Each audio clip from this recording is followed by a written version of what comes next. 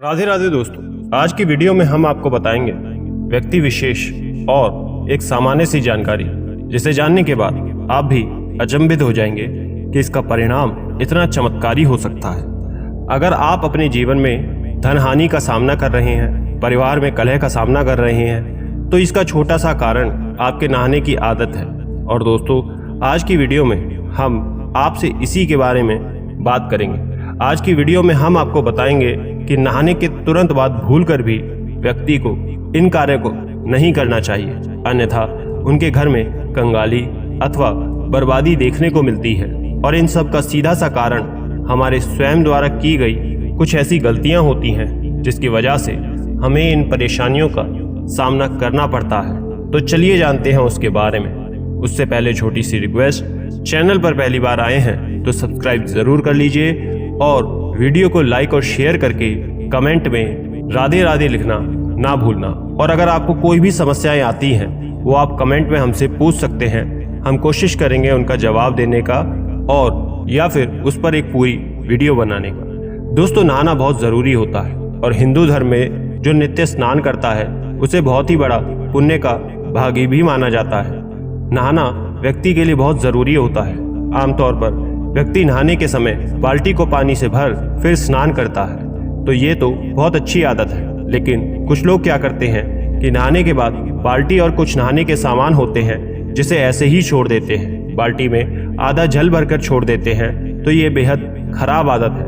नहाने के बाद व्यक्ति को कभी भी बाल्टी को सीधा नहीं रखना चाहिए, उसे उल्टा करके रख देना चाहिए। ऐसा माना जाता है कि नहाने के बाद यदि उस बाल्टी में ही जल को छोड़ दिया जाता है और उस पानी से घर का कोई दूसरा व्यक्ति स्नान कर लेता है तो उससे उस व्यक्ति की आयु घट जाती है, साथ ही उस पर नकारात्मक प्रभाव पड़ता है। दोस्तों, हर व्यक्ति अपनी किस्मत का धनी होता है। हर व्यक्ति के पास अपनी सकारात्मकता होती है, अपनी नकारात्मकता होती है, जिसके अनुरूप आपका समय बुरा चल रहा होता है। और अगर आप ऐसा कोई कार्य करते हैं तो आपके साथ आपके घर के लोगों को भी उस दुख का सामना करना पड़ता है।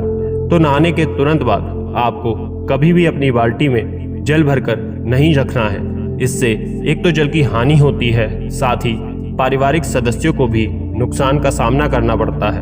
हाँ, अगर संभव हो तो आपको नहाने वाले शावर का इस्तेमाल जरूर करना चाहिए। इससे धरती का जल भी बचता है और साथ ही साथ आपके कार्य में पानी भी कम लगता है। तो आपको ध्यान रखना है कि यदि आप शावर का इस्तेमाल नहीं भी करते हैं तो भी कोई बात नहीं, बस आपको बाल्टी में नहाने के बाद पानी नहीं छोड़ना चाहिए, वरना आपको बर्बादी का सामना करना पड़ सकता है। दोस्तों, बहुत से लोग ऐसे होते हैं, खास करके पुरुष, नहाने के बाद क्या करते हैं कि भीतर पहनने वाले अंडरवियर और बनियान जो होते हैं उसे ऐसे ही छोड़ देते हैं, जिसे बाद में घर की स्त्री धोती है।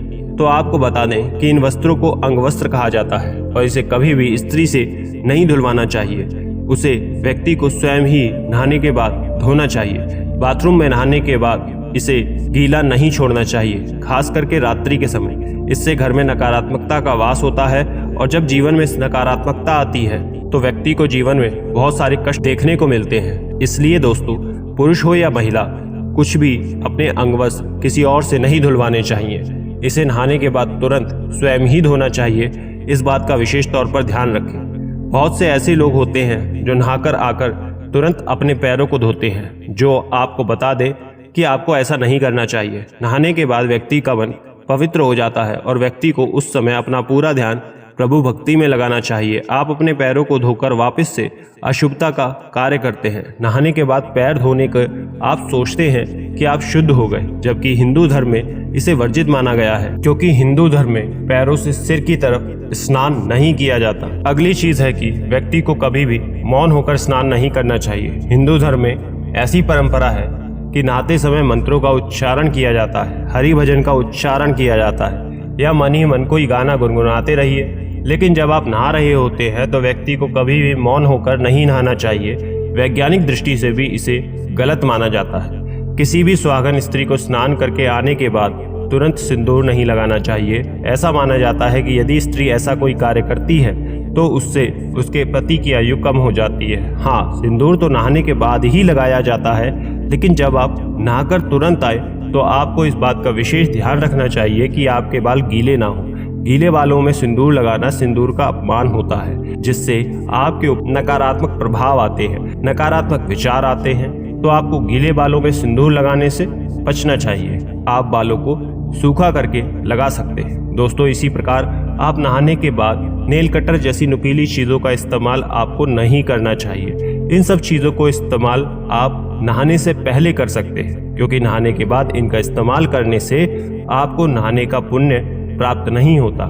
कई लोग क्या करते हैं कि नहाने के तुरंत बाद अग्नि को स्पर्श करते हैं। आपको बता दें कि नहाने के तुरंत बाद कभी भी अग्नि को स्पर्श नहीं करना चाहिए। अग्नि को भोग लगाने के बाद ही उससे स्पर्श किया जाता है। तो दोस्तों, कभी भी महिलाओं या पुरुष कोई भी नहाने के तुरंत बाद अग्नि को न छुएं। ग्रामीण इलाके, गाँव देहात में रहने वाले लोग इस बात को बखूबी जानते हैं। तो आपको भी क्या करना है कि नहाने के बाद जब आप रसोई में जाएं तो उससे पहले कुछ भी दाना या फल तोड़कर थोड़ा सा खाकर जाएं, या फिर अग्निदेव या फिर चूल्हे को हाथ जोड़कर माता अन्नपूर्णा से प्रार्थना करने के बाद आप उसे छू सकते हैं, ताकि आपके घर परिवार के साथ वो कार्य मंगलमय हो। तो आपको नहाने के तुरंत बाद चूल्हे को नहीं छूना चाहिए। दोस्तों, कई महिलाएं क्या करती हैं कि स्नान के बाद श्रृंगार कार्य करती हैं। तो आपको बता दें कि हिंदू धर्म में इसे भी वर्जित माना जाता है। आप सोचेंगे कि श्रृंगार तो नहाने के तुरंत बाद ही किया जाता है।